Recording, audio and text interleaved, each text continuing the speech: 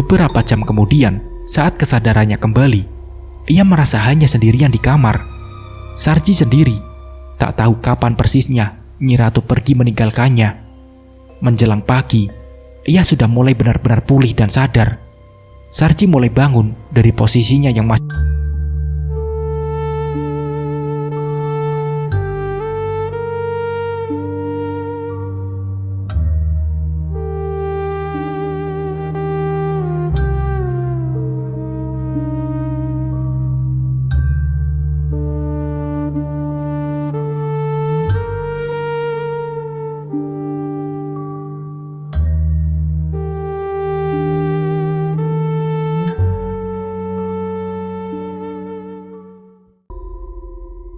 Sarji mulai bangun dan duduk.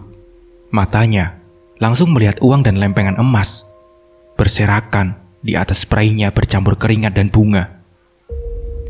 Setelah melihat dengan seksama kenyataan di dalam kamar, Sarji mulai senyum-senyum sendiri. Aku berhasil. Aku berhasil. Aku kaya. Aku kaya. Teriaknya dengan menaburkan ke atas beberapa kepingan emas dan uang dari ranjangnya. Usai euforia di dalam kamar sendirian, dengan cepat Sarji mengumpulkan uang dan emas di kantong kain yang sudah disiapkan sebelumnya dan memasukkan ke dalam tas ransel. Kemudian, ia keluar kamar dengan wajah bahagia, tapi badan masih lemas. Sarji langsung menemui istrinya di dapur dan menciumnya. Ia merasa bahagia pagi itu. Dengan cepat, ia memberi sejumlah uang kepada istri tercintanya.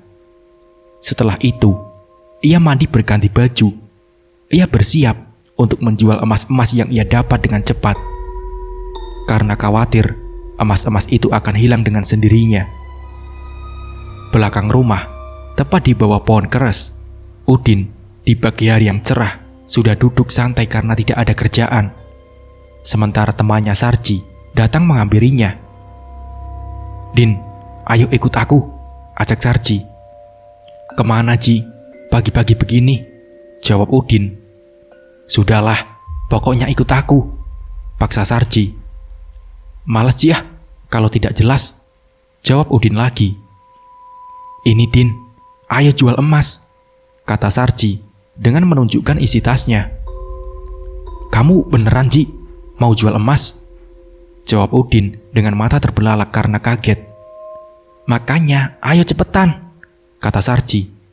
Iya, ayo, tapi jangan lupa Ji bagianku," ucap Udin. Iya, tenang saja Din," kata Sarji. Pagi itu mereka bergegas berangkat ke juragan toko emas yang berada di kota. Mereka membawa sepeda ontel penuh karat.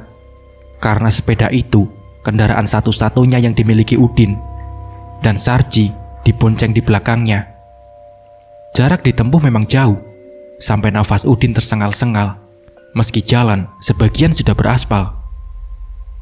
Sampai di tempat sang juragan, pembeli emas itu tidak mempertanyakan dan curiga dari mana asal emas tersebut. Juragan emas dengan cepat juga langsung menghitung dan membayar kepada Sarji dengan uang cash. Sarji yang senang bukan kepalang, langsung memasukkan uangnya di tas rangselnya. Dirasa transaksi sudah selesai, ia mengajak Udin dengan cepat kembali pulang. Di tengah perjalanan, ia melihat showroom sepeda motor.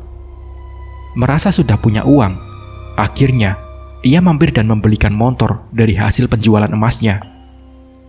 Sarji pulang dengan membawa motor perdananya, sedangkan Udin tetap mengayuh sepedanya sampai ke rumah.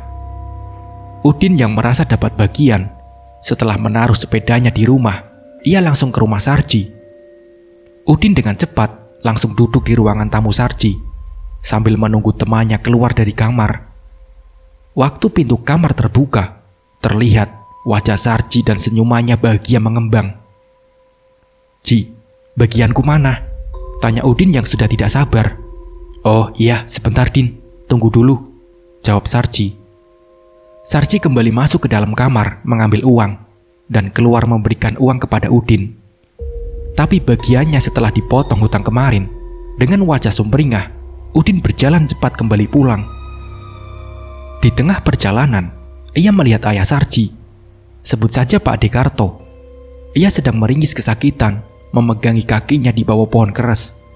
Udin pun menghampirinya. "Kenapa Pak De? Ada apa?" tanya Udin. "Kakiku digigit ular, Din," jawab Pak Dekarto yang meringis menahan sakit. "Loh, kok bisa deh? Digigit di mana?" tanya Udin sambil melihat kaki Pak Dekarto. "Waktu jalan lewat belakang rumahku tadi, Din. Di rumput-rumput sebelah itu," jawab Pak Dekarto dengan menunjukkan tempat di mana ia digigit ular pertama kali. "Oh, mana deh yang digigit?" tanya Udin sambil melihat kaki Pak Dekarto. Udin mengamati pelan-pelan dan seksama, tapi tidak ada bekas apapun di kaki kanannya. "Kok tidak ada bekas gigitannya ular deh?" jawab Udin yang masih memegangi kaki kanannya Pak Dekarto. "Ya tidak tahu, Din. Aku tadi langsung berjingkat, kaget waktu digigit. Terus aku sekilas melihat ularnya lari cepat ke selatan. Tapi belum sempat mengejar, ularnya sudah hilang," jawab Pak Dekarto. Menantu Pak Dekarto dari belakang rumah, Sarji, muncul. Matanya memandang mertuanya kesakitan. Dengan cepat, dia mendatangi Udin dan Pak Dekarto. Saat istri Sarji sampai di tempat Pak Dekarto kesakitan, Udin langsung menceritakan kejadiannya.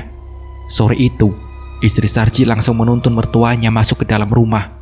Dan selang beberapa saat, Sarji yang mengetahui hal ini, ia langsung mengantarkan ayahnya berobat ke dokter. Udin pun langsung pulang ke rumah dengan membawa uang banyak. Ia langsung memberikan uang itu kepada istrinya. Hari bahagia buat Udin malam itu. Sedikit hutang bisa tertutup, dan ketiga anaknya bisa makan enak pagi harinya. Pagi kenyataan yang tidak sesuai harapan Udin.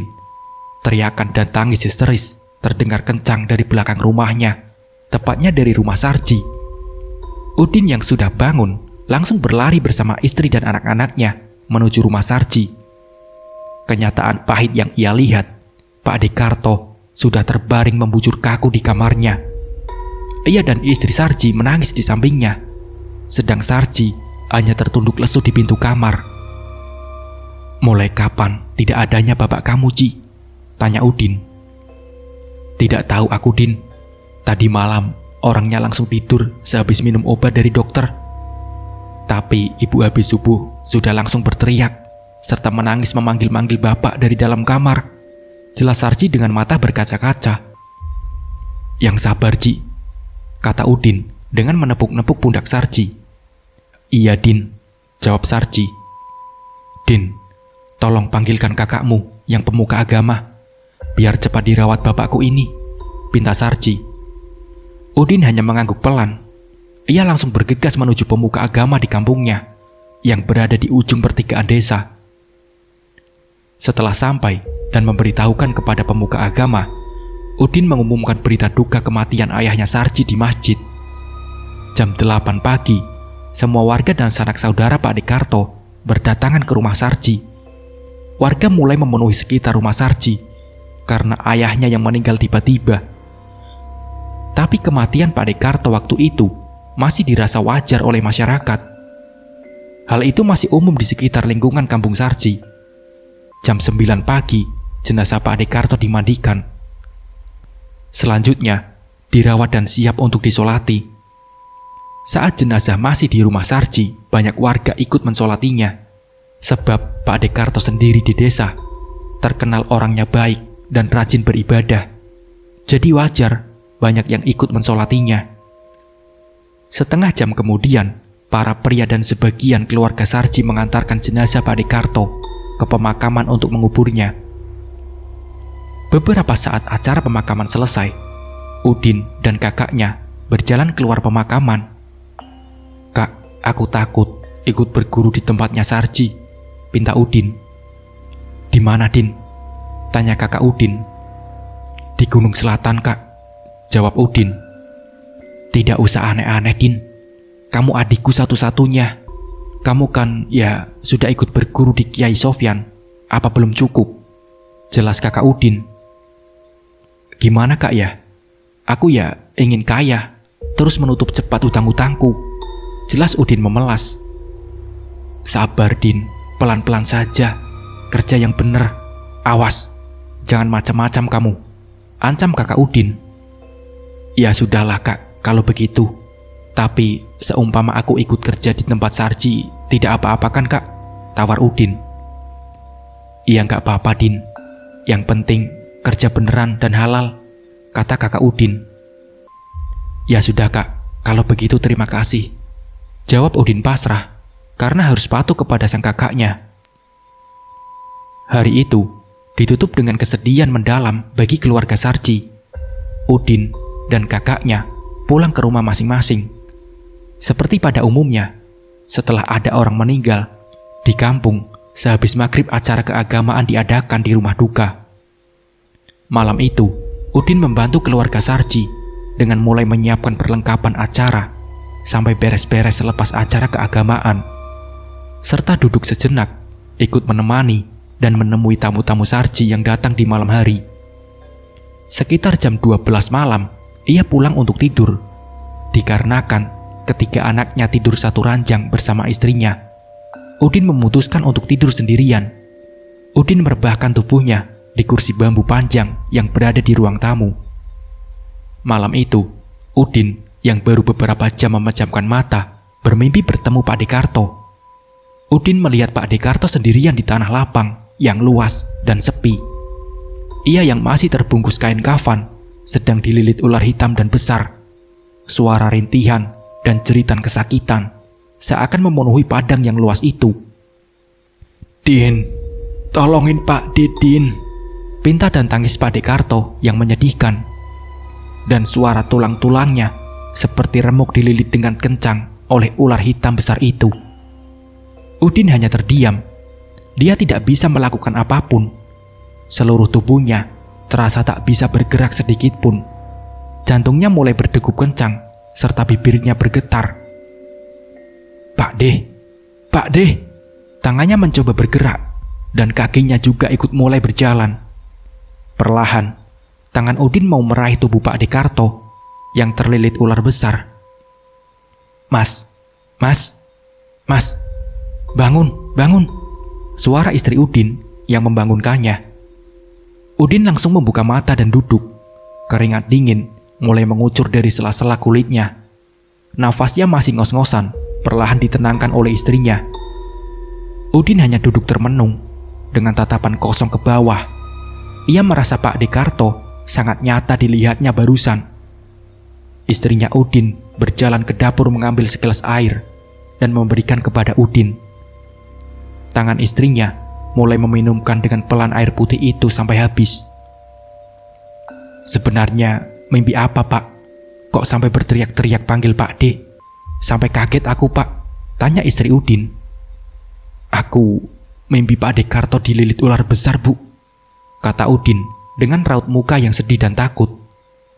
"Yang benar Pak," saut istri Udin. "Iya Bu, benar." Setelah ketegangan dan kesadaran Udin pulih, ia menceritakan mimpinya secara detail kepada istrinya. Tapi istrinya menanggapi dengan tenang. "Bunganya tidur itu Pak. Perbanyak istighfar Pak, nyebut," pinta istri Udin. Malam itu seusai bermimpi, Udin, istrinya, duduk berdua di ruang tamu. Beberapa saat kemudian, Udin disuruh istrinya untuk sholat malam. Udin pun mengikuti perintah istrinya. Waktu sholat, Udin masih teringat jelas dalam pikirannya tentang permintaan Pak Dekarto. Hingga pagi menjelang, Udin masih duduk terjaga di atas sajadah dan tetap terdiam dalam kamarnya. Padahal, istri Udin sendiri sudah sibuk di dapur sehabis subuh untuk menyiapkan sarapan dan bersih-bersih rumah. Ketika anak Udin juga sudah selesai mandi dan sudah siap pergi bersekolah. Rumah Udin semakin sepi. Ketika anak-anaknya pergi bersekolah, kelambu kamar Udin tersibak dan terbuka oleh tangannya. Langkah kaki Udin keluar menuju belakang rumah. Dalam perjalanannya melewati dapur, ia tidak memperhatikan apapun yang berada di rumah. Udin langsung duduk di kursi kayu di bawah pohon keres dengan tatapan kosong dan perasaan gelisah. Tak berapa lama, Sarji dari belakang rumahnya datang menghampirinya seperti biasa. "Ada apa, Din?" tanya Sarji yang mengagetkan Udin di tengah lamunannya. Tidak ada apa-apa, Ji, jawab Udin yang mulai reda rasa gelisahnya. Tidak biasanya kamu seperti ini, Din, serga Sarji yang tidak percaya atas gerak-gerik dan ekspresi wajah Udin. Lama terdiam, perlahan bibir Udin mulai menceritakan mimpinya semalam kepada Sarji. Sedangkan Sarji yang duduk di sampingnya mengamati dan memperhatikan penjelasan Udin dengan serius. Di akhir cerita, Udin menoleh kepada Sarji yang masih di sampingnya. Gimana, Ji, menurut kamu? Tanya Udin serius. Ya, anggap saja bunganya tidur, Din. Toh, bapakku sudah tidak ada. Jangan diingat-ingat terus. Udin kembali diam, karena jawaban yang didapat sama dengan jawaban istrinya. Merasa belum puas dan kecewa atas jawaban yang didapat pagi hari, Udin tanpa pamit kepada Sarji serta istrinya, ia langsung pergi ke temannya yang lain untuk menanyakan pekerjaan baru. Ia bermaksud untuk mencari pekerjaan dengan tujuan utamanya adalah untuk menutup hutang yang sudah membelit pedih dan menghilangkan kenangan mimpi bersama Pak Dekarto. 3 hari selanjutnya, akhirnya Udin dipanggil temannya untuk bekerja meski sebagai kuli pasar. Meski penghasilannya masih dibilang kurang dari cukup dalam sehari, tetapi ia jalani daripada tidak ada pemasukan sama sekali. Kegiatan keagamaan di rumah Sarji terus berlanjut sampai 7 hari. Hari ke-7, seperti biasa, di sore hari selepas dari pasar, sekitar jam 5, Udin membantu mempersiapkan perlengkapan dan ikut acara keagamaan selepas maghrib. Malam hari ke-7, Udin pulang larut lagi. Ia langsung tidur di kamarnya bersama istrinya. Sekitar jam 3 dini hari, ia terbangun karena ia sudah tak tahan ingin buang air. Kaki Udin berjalan dengan cepat menuju kamar mandi yang berada di belakang rumah. Letaknya kamar mandinya kebetulan terpisah dari rumah utama. Udin berjalan melewati dapur dan membuka daun pintunya dengan cepat. Ia berjalan tanpa memperhatikan keadaan sekitar sama sekali karena sudah tak tahan lagi menahan untuk buang air kecil. Selesai dari kamar mandi, dengan kesadarannya sudah pulih 100%, ia berjalan masuk ke rumah dengan pelan. Tak sengaja, kepalanya menoleh ke arah pohon keres yang menjadi tempat favoritnya selama ini. Dari sorot sinar kuning belakang rumah, Udin dan Sarji saling bertemu. Nampak sosok Pak Dekarto duduk sendirian dengan wajah menghitam, hidung masih tersumpal kapas, bibir pucat, dan kain kafanya sangat lusuh kecoklatan. Keadaan Pak Dekarto yang berdiri menatap Udin sudah menjadi pocong. Kondisi di seluruh tubuhnya terlihat seperti habis tercabik-cabik sesuatu yang tajam. Seluruh kain kafanya terkoyak dengan kain yang lusuh serta mengeluarkan darah, bau amis dan busuk. Melihat kondisi Pak Dekarto yang menyeramkan, Udin langsung berlari cepat kembali ke rumahnya. Prak! Suara pintu dapur yang dibanting Udin tanpa menguncinya kembali. Ia berlari secepat kuda serta membacakan doa sebisa-bisanya. Sampai di kamar, sempat mengunci daun pintu kamarnya yang terbuat dari triplek. Sampai di kamar, Udin langsung membantingkan tubuhnya di ranjang. Tubuh Udin tidur tertelungkup, ikut berdesakan dengan istri dan anaknya tanpa ada kata yang terucap. Istri dan anak-anak Udin pun tak ada yang terbangun atas desakan tubuh Udin. Hanya gerakan, tak sadar, anaknya yang memeluknya dari samping. Samar-samar dari belakang rumah Udin, ada yang memanggil, "Din, Udin, Udin, ini Pak Dile, tolong Pak Dile, tolong Pak D." Suara panggilan itu. Udin pun tak menghiraukan panggilan itu, karena ia sadar Pak Dekarto sudah meninggal. Dalam ketakutan sendirian, ia langsung menutup telinganya dengan bantal rapat-rapat. Meski rasa sesak di dada dan bernafas sulit, ia tetap membaca doa atau kalimat apapun sebisanya karena takut. Brek! Suara pintu dapur Udin yang terbanting dan melambai karena belum terkunci. hembusan angin yang kencang dari dapurnya tiba-tiba ikut masuk ke dalam kamar Udin, melewati sela-sela pintu kamarnya.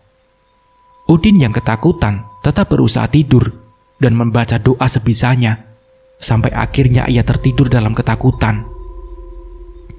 Pagi harinya, Udin bangun paling akhir. Udin langsung berjalan ke setiap sudut rumah, mencari dan memeriksa keberadaan istrinya. Sampai akhirnya, Udin menemukan istrinya berjalan masuk dari depan rumah. Istrinya Udin habis mengantar anaknya sekolah dan belanja di warung. Saat istrinya baru berjalan melewati ruang tamu, Udin langsung menghampiri istrinya dan menceritakan yang dia alami tadi malam. Belum selesai Udin bercerita, "Alah Pak, pagi-pagi cerita hantu Pak Dekarto lagi. Sudah cepat berangkat kerja dulu sana Pak, sudah siang ini," jawab istri Udin yang kesal dan mengomel tak jelas. Pada dasarnya, istri Udin tidak mempercayai hal semacam itu dalam hidupnya.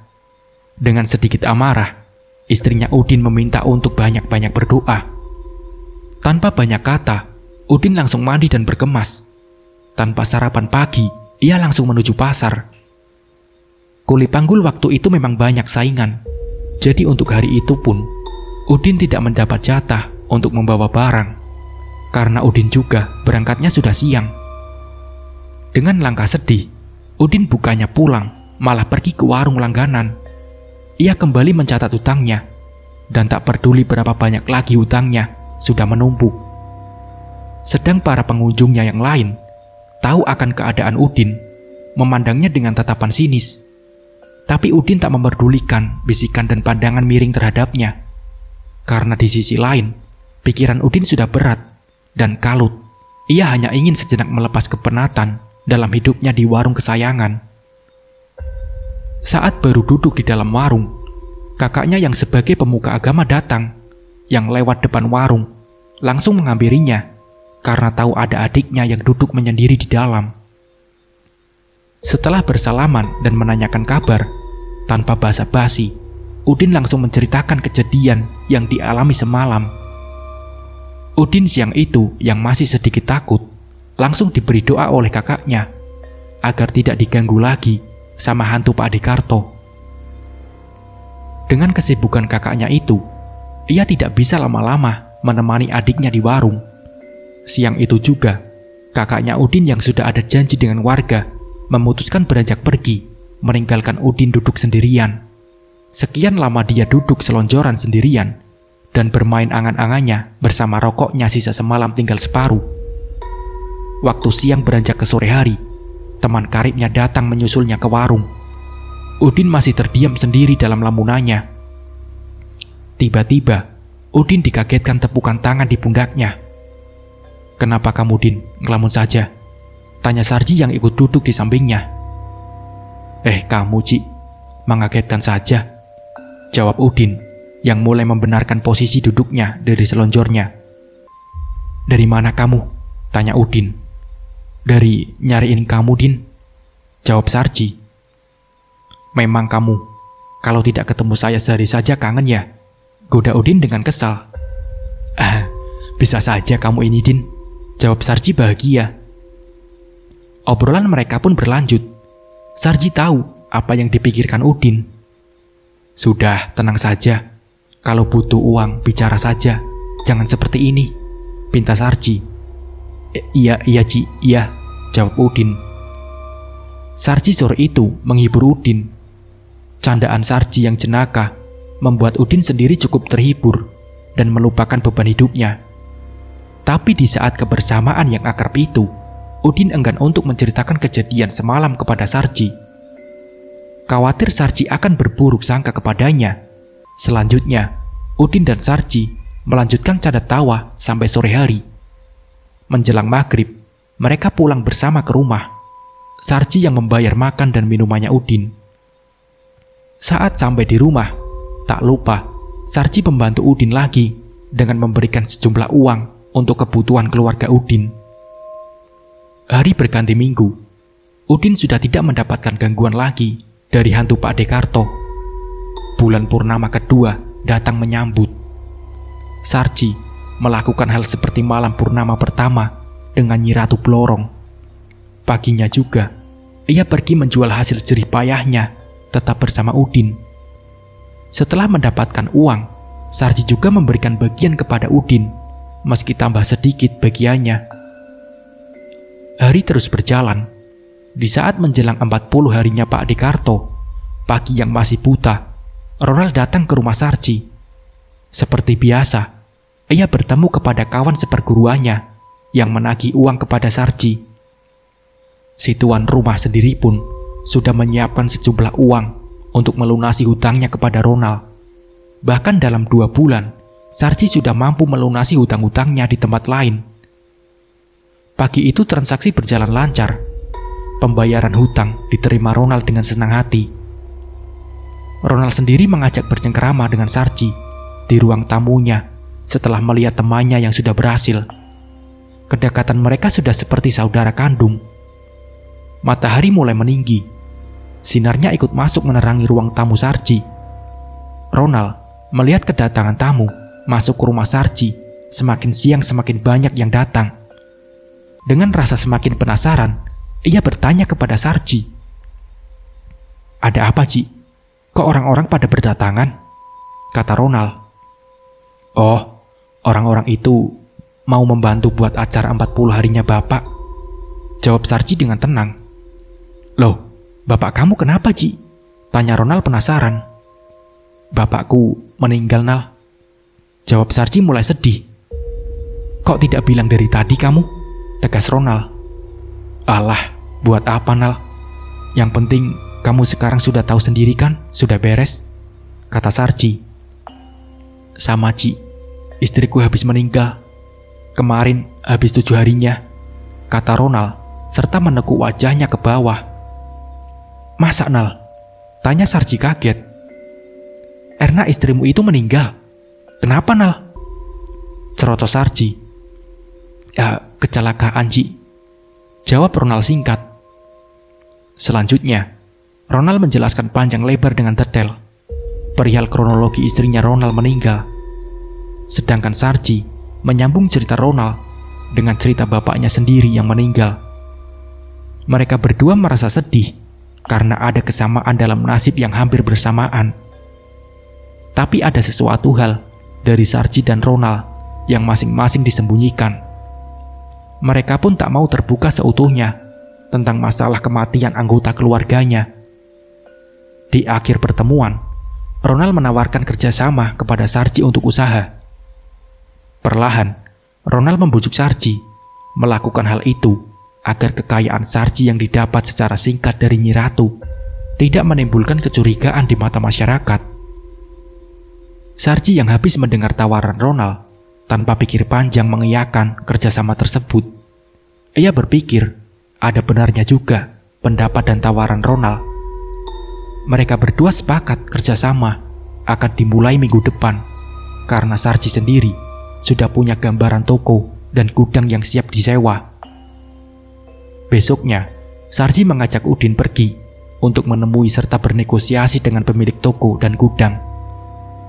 Setelah bertemu di rumah pemiliknya, perdebatan panjang tawar-menawar sewa antara Sarji dan pemilik sangat lama. Sampai akhirnya, sore hari kesepakatan tercapai. Udin yang masih kerja kuli panggul di pasar ditunjuk oleh Sarji untuk mengelola usaha tersebut. Dengan senang hati, Udin menerimanya dan pensiun jadi kuli panggul hari itu juga.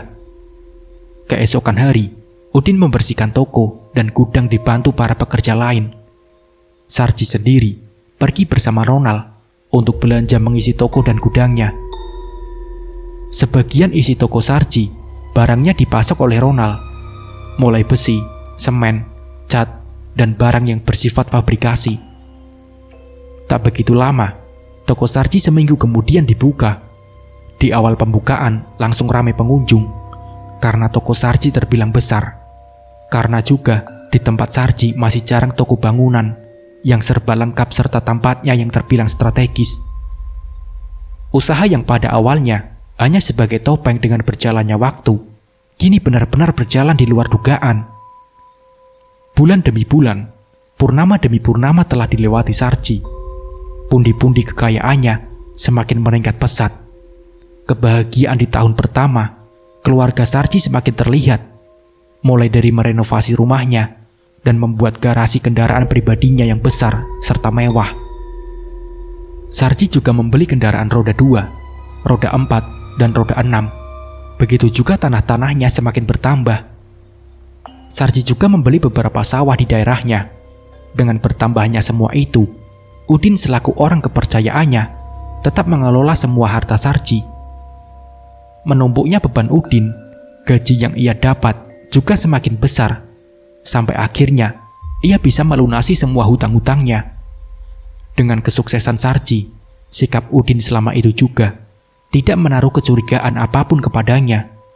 Karena setahu Udin, selama ini Sarji masih bertingkah normal. Udin beranggapan bahwa Sarji selama itu hanya melakukan amalan yang dikasih Mbah Dirjo. Sedangkan kematian bapaknya Sarji sudah terlupakan oleh harta yang datang tiba-tiba serta melimpah. Tapi ibunya masih belum bisa melupakan Pak Dekarto, dan istri Sarji juga sampai saat itu juga masih belum dikaruniai seorang anak. Selepas bulan purnama ke-13, Ibu Sarji atau Bu Dekarto tidak seperti biasanya. Pagi hari, selepas sholat subuh, ia memasak di dapur sendirian.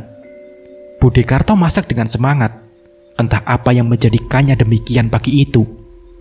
Pertama, Bude menanak nasi terlebih dahulu. Sambil menunggu nasi matang, Bu Dekarto mulai memasak sayur. Bu Dekarto mengambil sayur sop yang sudah tersedia di almari es. Perlahan, dia duduk di bawah, bersiap mengupas kulit kentang. Ia dengan perlahan dan hati-hati mengupas, memotong wortel dan kentang kecil-kecil di atas telenan kayu. Di tengah kegiatannya memotong semua sayuran yang hampir selesai, ada ular kecil hitam mendatanginya dari bawah sela-sela pintu di sampingnya. Spontan, Bu Dekarto yang kebetulan melihatnya dengan cepat mendatangi ular kecil itu. Bu Dekarto yang sudah membawa pisau melekat di genggamannya.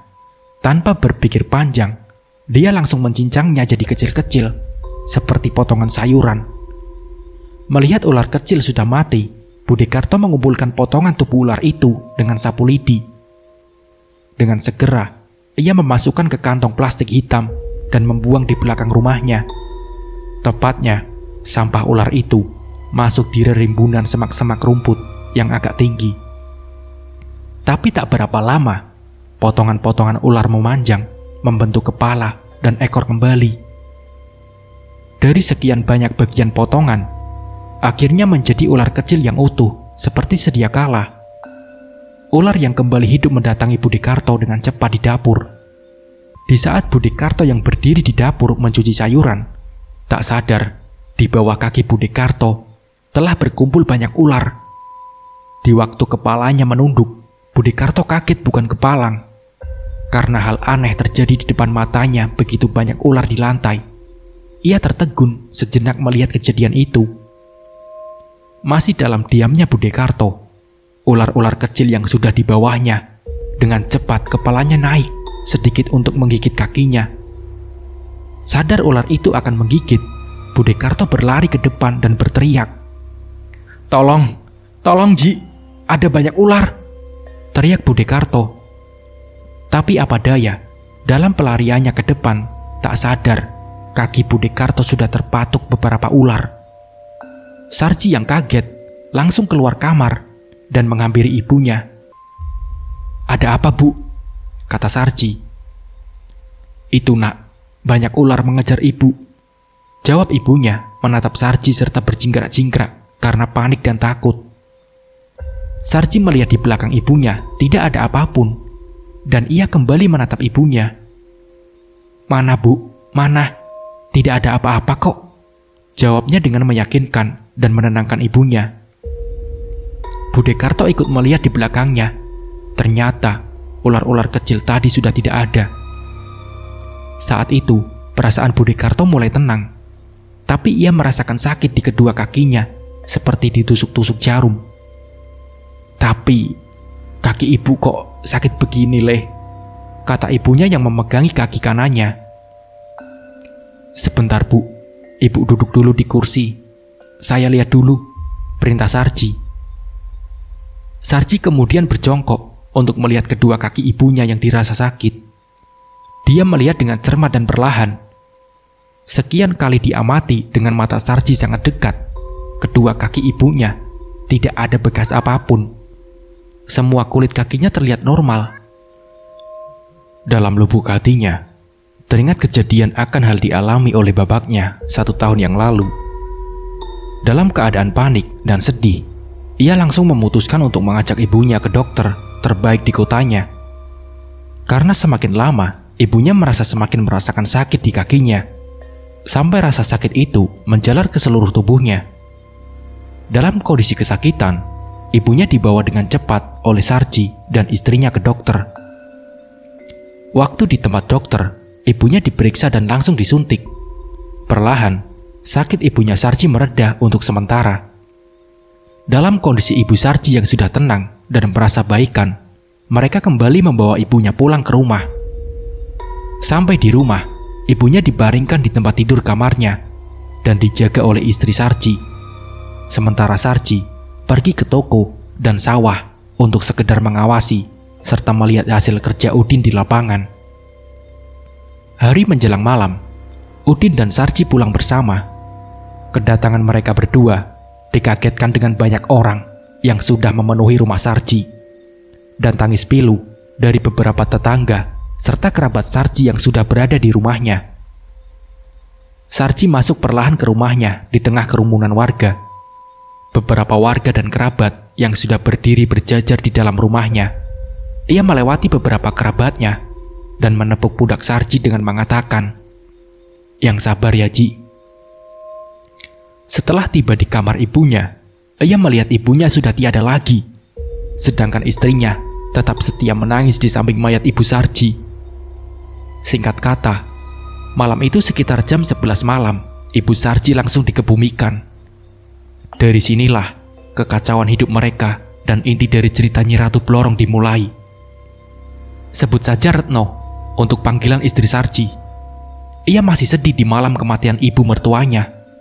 Dari hubungan kekeluargaan, beberapa kerabat ikut menginap di rumahnya. Saudara yang menginap di rumah Sarji ikut menenangkan kondisi Retno. Saat itu, kondisi Retno sangat terpukul karena kehilangan ibu mertua secara tiba-tiba. Rumah mereka yang mewah kini diisi dengan kesedihannya.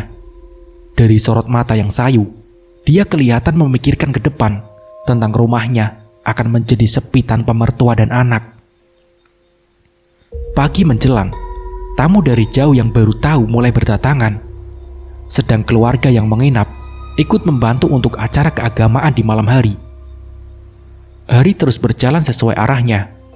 Di hari ketiga kematian ibu mertua Retno, ia tidur ditemani Mbak Sri. Karena Retno, keluarga yang menginap sudah pulang semua. Kebetulan, Mbak Sri ini juga adalah tetangga belakang rumah, istrinya Udin. Mereka selain tetangga dekat, juga sudah kenal lama sebelum berumah tangga. Malam harinya, setelah acara selesai, mereka membereskan rumah dan tidur di waktu tidak terlalu malam, sekitar jam 10. Retno dan Sri, serta ketiga anaknya, tidur berjajar di ruang tengah, beralaskan kasur yang tipis. Sedangkan Udin dan Sarji sendiri, setelah acara keagamaan, langsung keluar berdua ke gudang. Karena ada banyak barang yang datang dan harus masuk malam itu juga. Sekitar jam 1 dini hari, Retno terbangun dari tidurnya. Ia mendengar ada yang memanggil-manggil namanya dari belakang. Nak Retno, ini ibu sama bapak." Panggilan ini berulang kali, sehingga Retno yang mulai jengah dengan suara-suara panggilan ini. Dengan kepala yang masih kantuk, ia memberanikan diri berjalan ke ruang dapur dan mencari asal suara tersebut. Ia memandangi semua sudut ruang dapur terlebih dahulu, dengan bantuan cahaya kuning dari belakang ruang dapur. Sampai akhirnya, Retno menyibak pelan tirai dapur yang menutupi jendela bersekat kaca bening. Saat ia melihat keluar, tak ada apapun di belakang rumahnya, hanya sorot lampu kuning dari atas plafon. Dengan perasaan jengkel, ia memutuskan kembali untuk tidur. Tapi saat Retno baru berjalan di tengah dapur, suara panggilan itu muncul lagi. Kali ini Retno sudah hilang rasa takutnya. Ia memutar arah dan berjalan kembali mendekat ke jendela. Tangan Retno dengan cepat menyibak tirai ini kedua kali. Saat terbuka tirai itu, ia mendapati kedua mertuanya sudah berdiri tepat di depannya menjadi pocong dengan kainnya yang lusuh dan compang-camping semua. Mereka berdua membawa bau busuk yang menembus kaca dengan mukanya penuh luka sayatan. "Ya Allah, astagfirullahaladzim, Bapak, Ibu," ucap spontan Retno, serta tangan kanannya mengelus dada. Saat Retno masih beradu pandang mematung bersama dengan itu, bibir kedua mertuanya berucap bersamaan, "Ingatkan suamimu, nak. Teganya membuat bapak ibu menjadi seperti ini," ucap sosok mertuanya. Selesai mereka bicara, tubuhnya Retno masih tidak bisa digerakkan lagi karena tertegun. Dengan cepat, rasa takutnya menjalar ke seluruh tubuh, membuat ia bisa menggerakkan tubuhnya. Saat badannya merasa bisa digerakkan sedikit, Retno langsung berteriak histeris dan menggeleng-gelengkan kepala. "Bapak, Ibu, tolong, tolong, tolong! Ada bapak dan ibu di belakang!" teriak Retno. Sri tadinya tidur terlelap dengan ketiga buah hatinya. Langsung terbangun kaget dan berjingkat cepat tubuhnya. Ia berlari menuju dapur dan langsung meraih tubuh Retno yang mengejang dan menyeretnya ikut duduk, serta memeluknya dengan erat di lantai. "Tenang, Mbak," kata Sri. "Bapak, Ibu," tangis histeris Retno mulai pecah di pelukan Sri. Ketiga anak Sri juga ikut terbangun. Mereka berjalan ke dapur dan berdiri di pintu memandangi Retno yang masih menangis histeris ketakutan. Malam itu Retno dibawa ke ruang tengah, tapi dalam kondisi masih menangis sesegukan sampai menjelang subuh. Istri dan anak-anak Udin tak ada yang kembali tidur. Dalam tangis sesegukan Retno, ia menceritakan pesan mertuanya kepada Sri, dan secara tak langsung anak-anak Udin juga ikut mendengarkan. Beberapa jam kemudian, Udin dan Sri tiba. Mereka langsung memarkirkan motornya di halaman rumah Sarji. Mendengar tangisan dari dalam rumah, mereka berdua bergegas untuk masuk ke dalam rumah. Sarji berjalan masuk duluan dengan membuka pintu yang terkunci dan menyalakan lampu di ruang tamu. Sedangkan Udin ikut berjalan di belakang Sarji. Saat Sarji mendapati istrinya menangis, ia mendekat dan mengambil alih pelukan dari tangan Sri. "Sebenarnya ada apa, Bu?" "Sudahlah, Bu, jangan menangis terus. Jam segini kok pada belum tidur," ucap Sarji. Retno masih terus menangis sesegukan, tak menjawab apapun pertanyaan dari Sarji. Hanya gelengan kepala serta lirikan mata Sri yang bergerak di ruang tengah ditujukan kepada Udin. Sri menandakan ajakan untuk Udin segera pulang ke rumah. Udin yang melihat kode dari istrinya langsung mengajak semua anggotanya pulang ke rumah. Sri berharap Sarji bisa menenangkan istrinya sendiri dan mendapatkan informasi darinya tentang apa yang terjadi jika Retno sudah baikan. Di rumah, Sarji dan Retno kini mereka hanya tinggal berdua. Saat pagi, sinar terik matahari mulai masuk ke dalam ruang tamunya. Mereka berdua duduk lama dalam keheningan dan pelukan.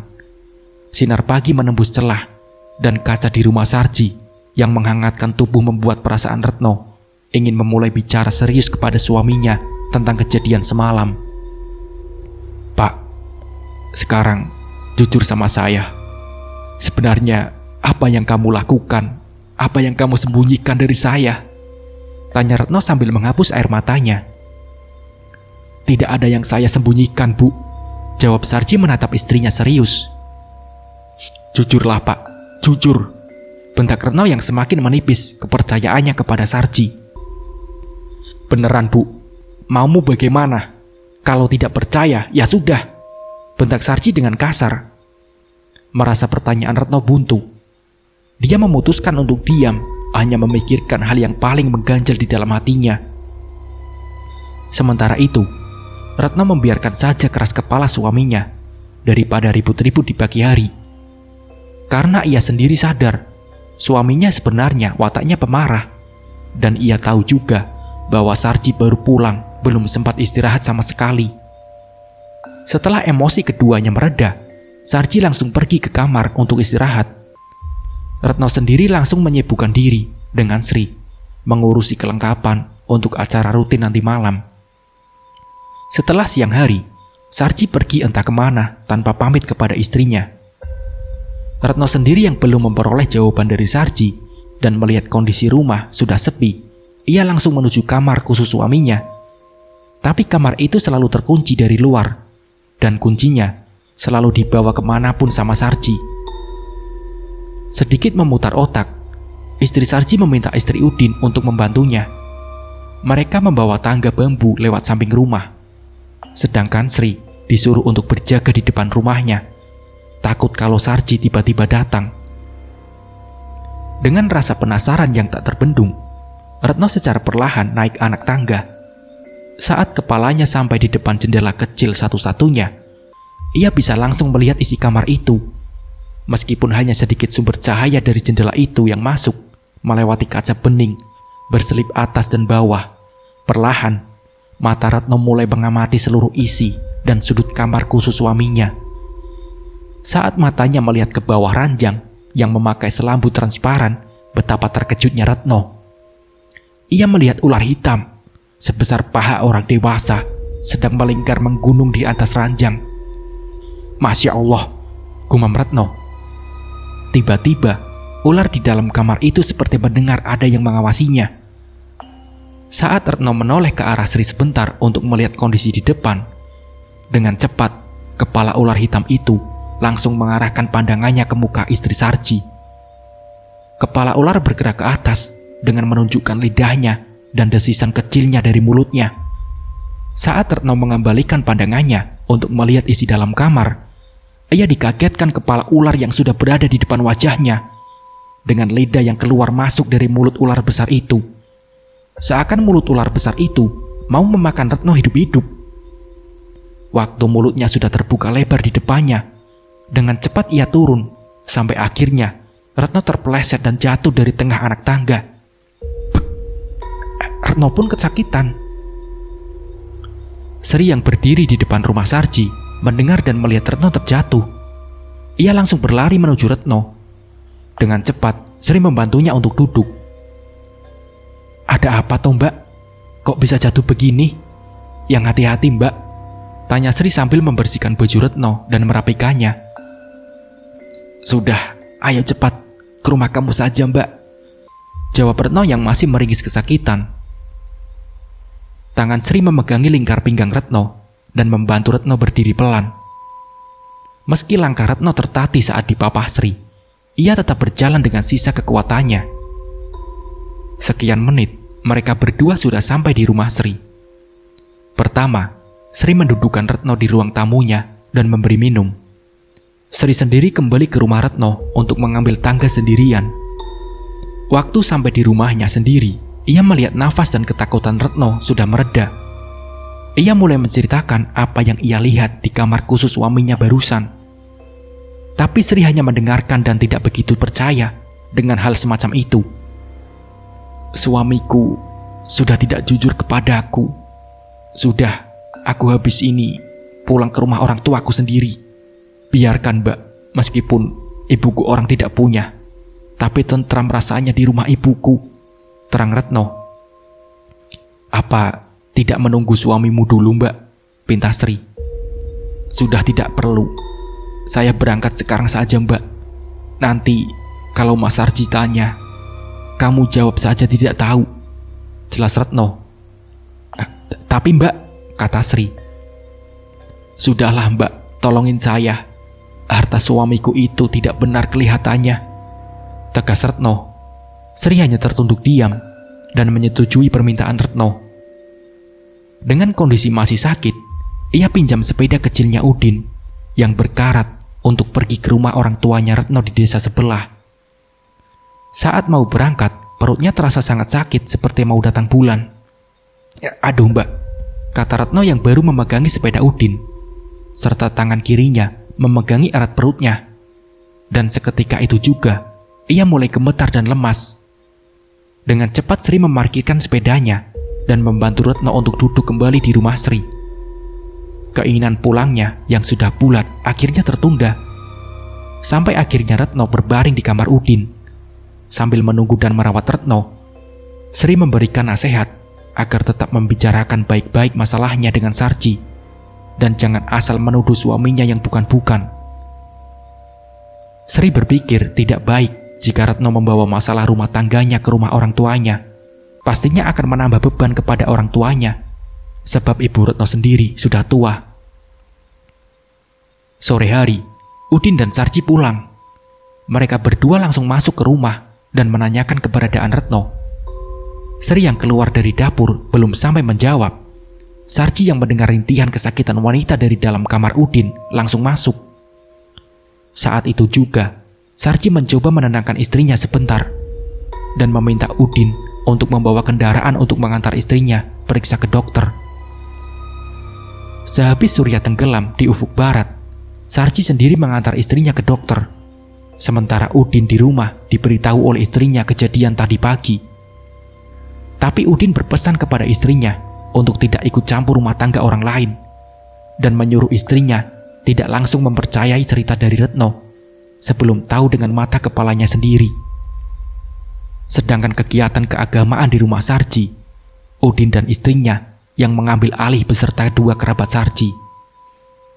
Setelah acara keagamaan selesai, sekitar 30 menit, Sarji dan Retno pulang dari berobat. Mereka berdua langsung menuju ke kamar. Udin yang masih duduk-duduk di rumah Sarji langsung ikut menemui Retno bersama istrinya di dalam kamar. Sementara itu, saat Sarji ke belakang, Udin juga memberikan doa kepada Retno agar terhindar dari penampakan mertuanya lagi dan memintanya untuk lebih tenang. Hari demi hari, Retno masih sakit di rumahnya dan tak pernah lagi menceritakan kejadian melihat ular itu lagi kepada siapapun. Berulang kali, ia sudah dibawa ke dokter karena perutnya semakin mengeras dan membesar.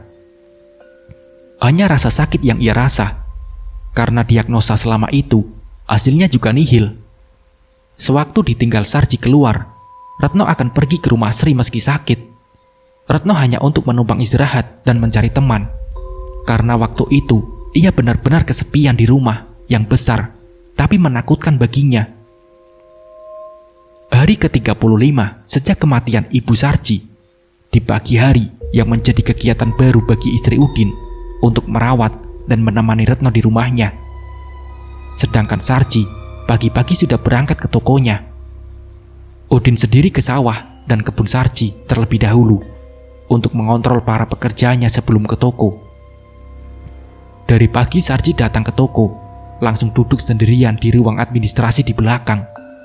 Ia duduk termenung sambil menunggu temannya datang. Toko bangunan Sarji terbilang cukup luas. Letak toko Sarji menyatu dengan gudang di belakangnya.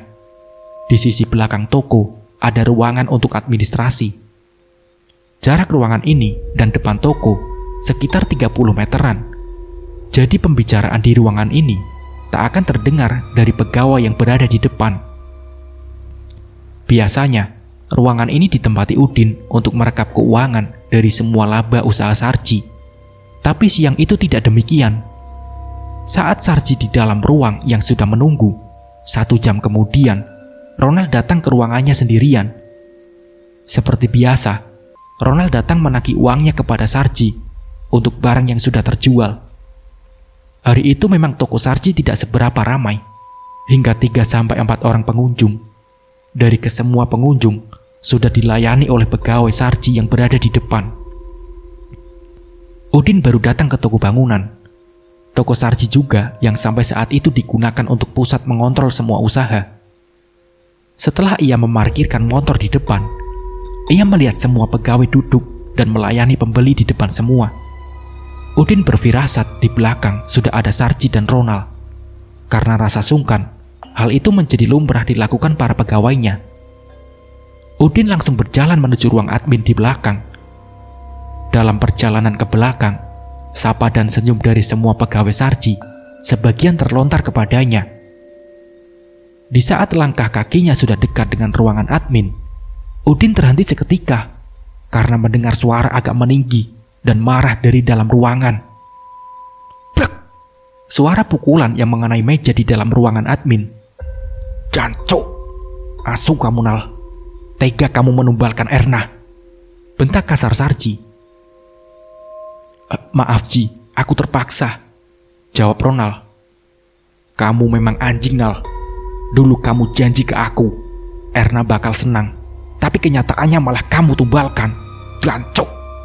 bentak Sarji yang mengeras dan memegangi kerah baju Ronald. "Gimana lagi, Ji? Masalahnya Nyi Ratu mintanya Erna. Aku sendiri ya tidak punya pilihan lain waktu itu. Terus setelah Erna mati, aku tidak boleh sama Nyi Ratu nikah lagi. Aku disuruh cuma melayani orangnya saja," jawab Ronald yang bingung.